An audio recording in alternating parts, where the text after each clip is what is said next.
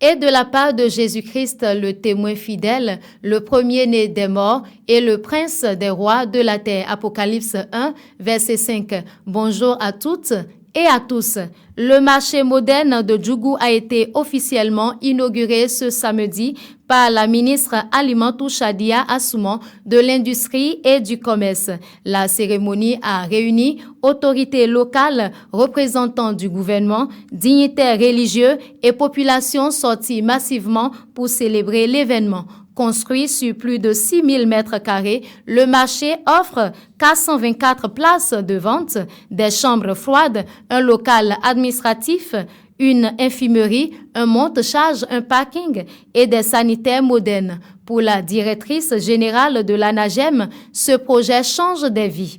Pour la ministre Assouman, ce marché incarne la renaissance de Djougou. Il est le symbole de la dignité retrouvée et du progrès partagé. Le sujet sur la révision de la Constitution revient sur la table au Parlement. La nouvelle proposition de loi portant révision de la Constitution est introduite par les deux présidents des groupes parlementaires de la majorité présidentielle, à savoir l'Union progressiste, le Renouveau UPR et le Bloc républicain BR. L'annonce de l'introduction de leur proposition de loi a été faite ce vendredi 31 octobre 2025 à l'ouverture de la deuxième session ordinaire de l'année 2025. Après lecture de l'introduction de la proposition de loi par le premier secrétaire parlementaire, le président de l'Assemblée nationale, Louis Vlavonou, a affecté le dossier à la commission des lois. L'une des nouveautés phares de la proposition de révision constitutionnelle est la création de Sénat qui sera composé entre autres des anciens présidents de la République, des anciens présidents des institutions comme l'Assemblée nationale et la Cour constitutionnelle. Le nouvel ambassadeur du Royaume-Uni près le Bénin, Robert John Machal, a rencontré à Cotonou le ministre des Affaires étrangères Olusegun Ajadi Bakari vendredi dernier. Robert John Machal est allé lui présenter des copies figurées de ses lettres de créance. Pour sa mission au Bénin, le nouvel ambassadeur pourrait concentrer ses efforts sur les relations économiques et commerciales entre les deux pays. Les deux personnalités ont évoqué cette ambition commune lors de leur rencontre. La plateforme des acteurs et promoteurs pour le développement des médias PADEM Bénin a organisé vendredi dernier à la mairie de Soava un séminaire de formation au profit des professionnels des médias.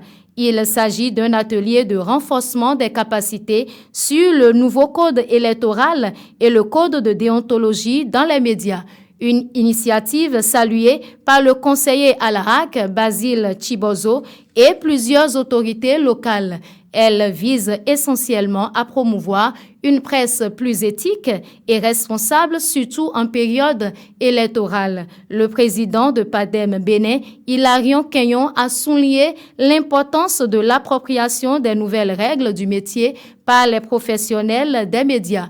Le maire de Soava a pour sa part invité les journalistes à demeurer des acteurs de paix et de cohésion sociale. Restons toujours au Bénin. Les travaux de construction de la route à Kassato-Soava ont été officiellement lancés vendredi dernier. La cérémonie a eu lieu à l'embarcadère de Soava en présence du ministre du Cadre de vie et des Transports José Tonanto, de l'ambassadrice de la France près le Bénin, Nadège Choua, et de bien d'autres personnalités. Inscrit dans le cadre du projet Réinventer la cité lacustre de Ganvier, ce chantier de plus de 50 milliards de francs CFA vise à transformer durablement la cité lacustre, l'un des 7 pôles touristiques du Bénin.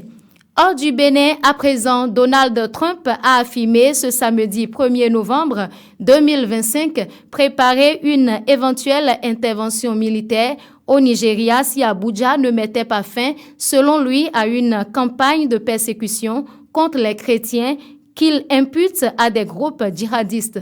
Abuja rejette ces accusations ainsi que toute lecture exclusivement religieuse des violences en cours dans le pays. Dans un message publié sur les réseaux sociaux, le président Bola Tinubu a nié que les chrétiens soient davantage visés que les autres communautés. Ce dimanche 2 novembre 2025, l'un de ses conseillers en communication a suggéré que les deux chefs d'État s'en expliquent directement. Voilà qui met un thème à cette randonnée informative que je vous remercie d'avoir suivi. Merci de vous abonner à nos pages YouTube, TikTok, Facebook, Instagram et X. Shalom.